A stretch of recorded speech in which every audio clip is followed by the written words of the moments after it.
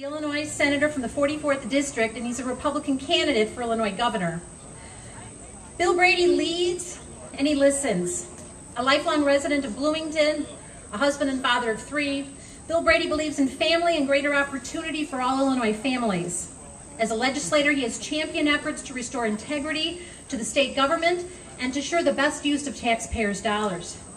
As a businessman, Bill Brady knows what it takes to survive in tough economic times and how to apply those same principles to our state's growing fiscal challenges.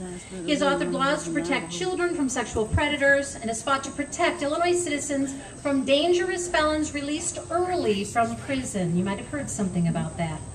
Bill Brady has worked to end pay-to-play politics in Illinois and is running to provide Illinois a clean break from the politics of the past. He stood up for a constitutional amendment to give us the power to recall public officials. And he has been a consistent, strong voice against raising taxes on Illinois families and businesses and reining in an uncontrolled state government.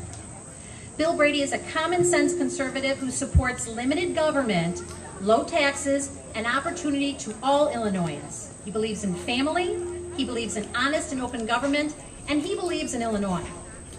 Bill Brady has been traveling throughout the state as a Republican candidate for governor, and we're honored to have him here with us today. So ladies and gentlemen, please join us in welcoming Senator Bill Brady, candidate for governor.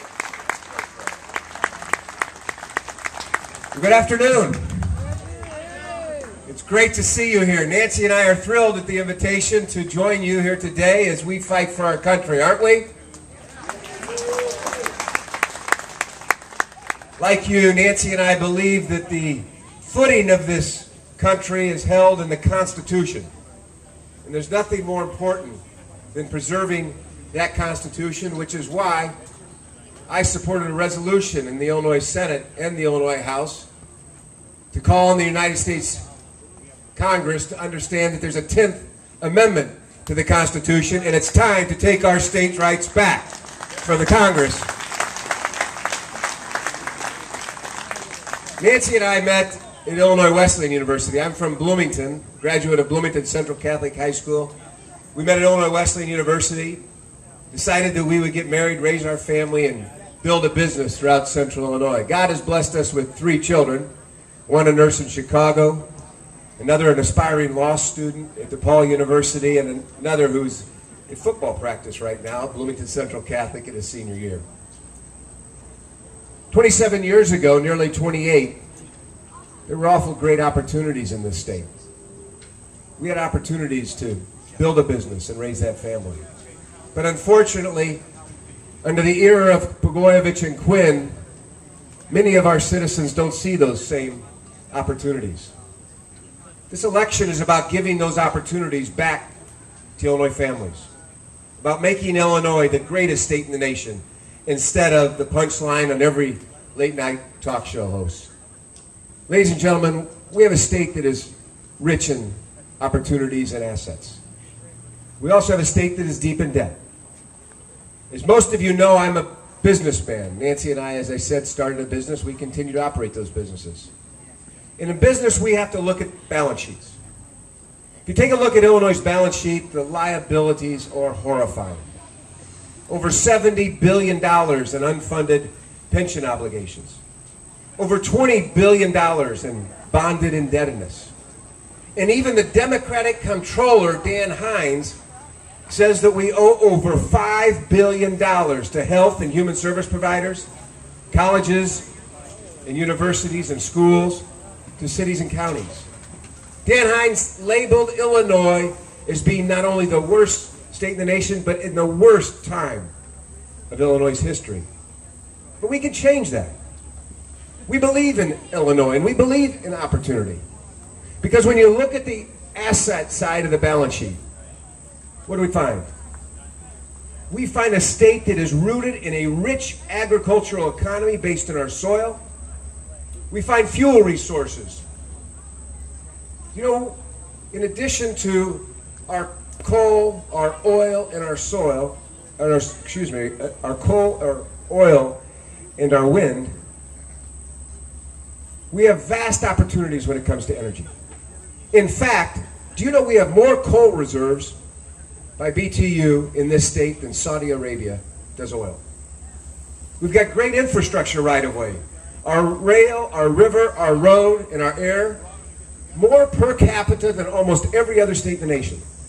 Colleges and universities, healthcare institutions, 13 million people. We're still the 5th largest state in the nation in spite of the people that Blagojevich and Quinn have pushed out of this state. And we're still the 18th largest economy in this world as measured by government sector, including the United States and China. And located at the crossroads of this nation's economy, but yet the policies that have been put in place have failed those opportunities. They failed Illinois families. You know, I often say if higher taxes and higher fees, more regulation, more litigation, deficits and debt created jobs, we'd be the #1 job producing state in the nation. But they don't, and we're not. The answers are simple though. Stop the chatter about raising tax rates that kill jobs and start talking about reducing the tax burden on families and businesses to create jobs in Illinois. What do I mean by that? I've called for $1 billion in tax cuts to leave more money in your pockets and to help your employers. Eliminate the sales tax on gas. Do you know we're one of the few states in the nation that double imposes a sales tax on the motor fuel tax on gasoline, making our gas prices some of the highest in this nation. And you know what happens? Well, if you're within 20 miles of the border and your car needs gas, you drive to another state and you buy their gas. But you know what? You might not only pay their motor fuel tax, but you're likely to buy bread, beverages, cigarettes, and other things. And you pay their taxes and not ours. You pay their property taxes and not ours. Their income taxes and not ours. And their economy gains and ours suffers because we're overtaxing families and businesses. Eliminate the estate tax penalty. We're one of the few states in the nation. We are one of the few states in the nation that has imposed a estate tax penalty on top of other states. What happens? People move. The 700,000 people that we've lost in the last decade have left because Illinois is too expensive a place to live, work, and do business, and we have to stop that. And part of doing that is to stop taxing one of our most precious economic resources, our retiring baby boomers, so we can keep them in Illinois and make it an affordable place for them to live out their retirement years. In addition to tax policy, we've got to stop regulation and bureaucracy. We've lost billions of dollars of capital investment in this state because Illinois is a burdensome state to do business. Roger Keach just talked about Texas. Texas is a business-friendly state, and you know what that means? The 700,000 people and jobs that we've lost in the last decade is about the same number of jobs and people that Texas has gained. Bureaucracy and regulation must cease to exist in the manner it is, and as governor of this state, I will blow up the state's bureaucratic systems and create a business-friendly environment so families in Illinois can have jobs. And while we're at it, something that kills businesses: litigation. We have no medical malpractice reform because the Illinois Supreme Court decided that they were smarter than the legislature and they threw medical malpractice reform out. We need to bring medical malpractice reform back to Illinois so we can keep our healthcare providers and doctors and reduce healthcare costs and give you greater access to the best healthcare in this nation.